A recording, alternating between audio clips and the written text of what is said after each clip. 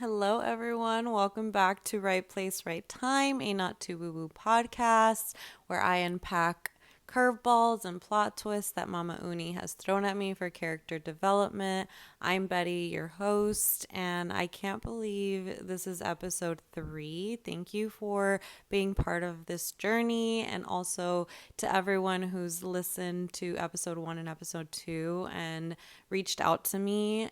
I am so grateful and so appreciative. I'm naming this episode Don't Be a Hard Rock When You Really Are a Gem because a lot of things that we go through in life, a lot of experiences, they end up hardening who we are. And I know for me, it comes from being a natural born empath. I swear I can walk into a room and feel the energy, feel tension, feel shifts, feel emotions, body language. And I think for anyone who's an empath can agree that there's this duality to being an empath. There's a side where you do feel special because you pick up on things that maybe the next person might not. But the other side is you end up internalizing it if you don't know how to protect your energy, because essentially we're absorbing all of the energy that we're feeling and carrying it with us. I never knew how to label that until now. I understand that that comes from being an empath.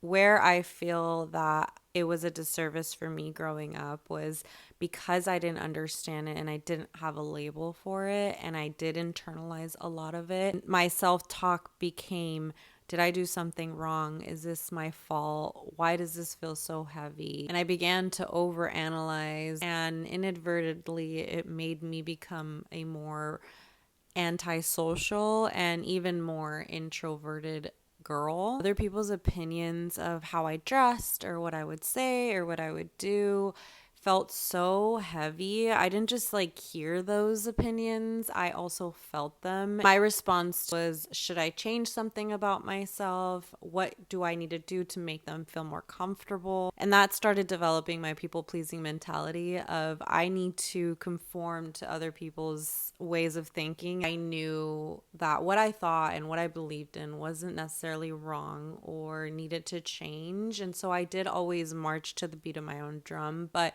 it became this internal struggle because I felt like I allowed my own thoughts to pull me in different directions. On times where I did choose to follow my intuition or follow my belief, it created a lot of anxiety because I knew it was going against what people's thoughts and opinions were. It comes back to choosing ourselves and also giving ourselves compassion the way that we would anyone else. Things don't happen to us, they happen for us. And to break that down, thinking of something happening to us, we get into that victim mentality where it's like, why me? And why do I have to go through this? And because I believe in divine timing and being at the right place at the right time and everything happening for a reason, everything ends up happening for us. An example I can give is the toxic job I was in. If they hadn't treated me that way, I wouldn't have been pushed to the point of wanting to choose myself and not staying where I didn't belong, which inadvertently pushed me into a space where I felt more empowered to pour energy into myself, to choose myself, to plant seeds and watch them grow. I took this hardship and saw it as an opportunity to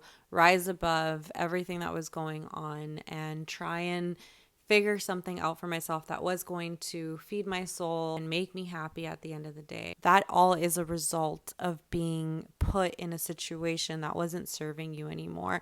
The difference really is that you have to know when it's time to change the course of direction, and we have the power to do that. Being an empath sometimes looks like being people's punching bag, and I used to justify that behavior by saying things like they're having a bad day or who knows what they're going through. But I realized I was neglecting myself and not having boundaries to protect my energy. At this stage in my life, I can also choose not to accept that behavior and not justify it, which is exactly the mentality that I'm in. That energy is not mine to carry, and I look back at my young self who did carry a lot of that. And honestly, it makes me sad because it hardened me and it made me feel like I couldn't trust or I couldn't feel safe, or I would shut off and be closed off to people because I was internalizing a lot of that energy. Boundaries are created to protect you and your energy. They're not there to necessarily keep people out of your energy. They're just there to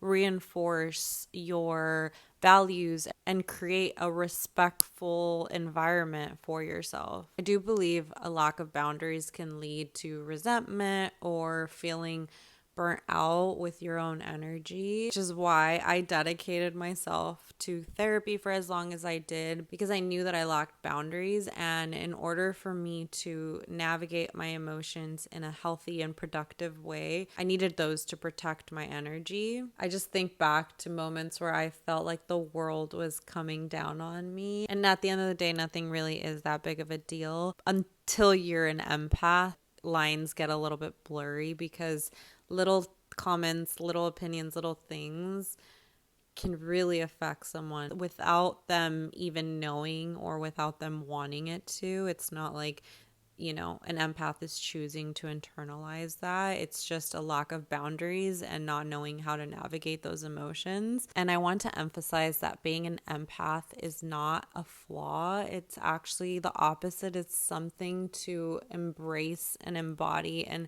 be so proud of. I've always had this like overly optimistic personality, and I've always focused on the positivity and always looked ahead and moved forward, because it's allowed me to work past a lot of the things that I've been through instead of manifesting into crippling anxiety. While I do have crippling anxiety from time to time, I always know how to solution things and put myself in places where it's going to help me grow. So I put myself in therapy 10 years ago. I surround myself with really grounded people who are very rational and logical that help me see things from a different point of view. I understand my vulnerabilities and my triggers. I also sense when things start to get a little out of my control and I need to pull in my support system. Every time I felt like I had healed from something, it would catch up to me and I would have to face it head on at a time too where it was inconvenient in my eyes. But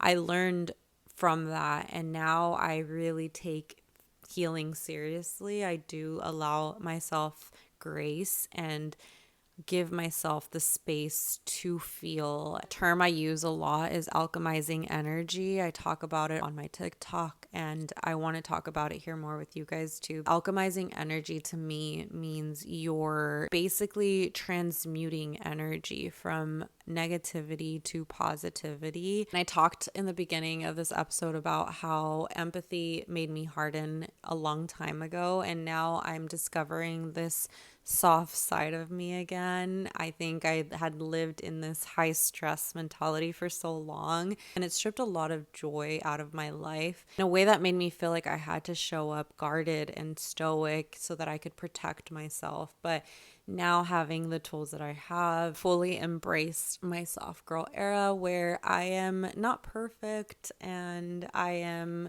fun and creative and I have a lot of love to give. And also being someone who posts online and is pretty active with being public, I feel like that has actually helped me bridge a lot of my insecurities on being an empath and just overcome a lot of the negative self-talk of how being perceived has affected me before, to now how I don't really look for the validation. I just move with my authenticity, and if it feels good to me, that's all I count on. That hardwire mentality of I can't be myself or else I will be judged or I will be perceived, and learning how to move away from that mentality has been healing in its own. So to that, content creation has helped me overcome a lot of that negative self-talk that I had before. It's actually interesting to see that sometimes the videos that I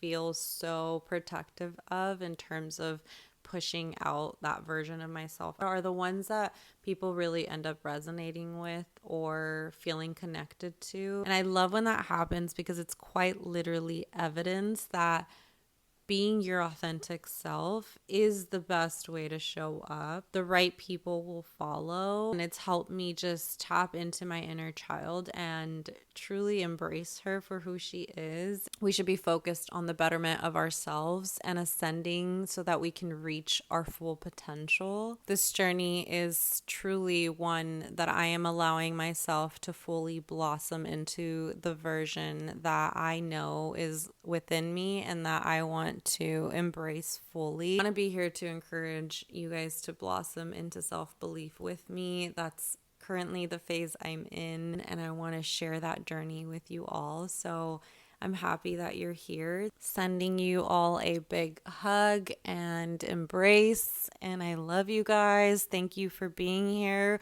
for episode 3. I can't wait to see you in episode 4. Until next time, bye.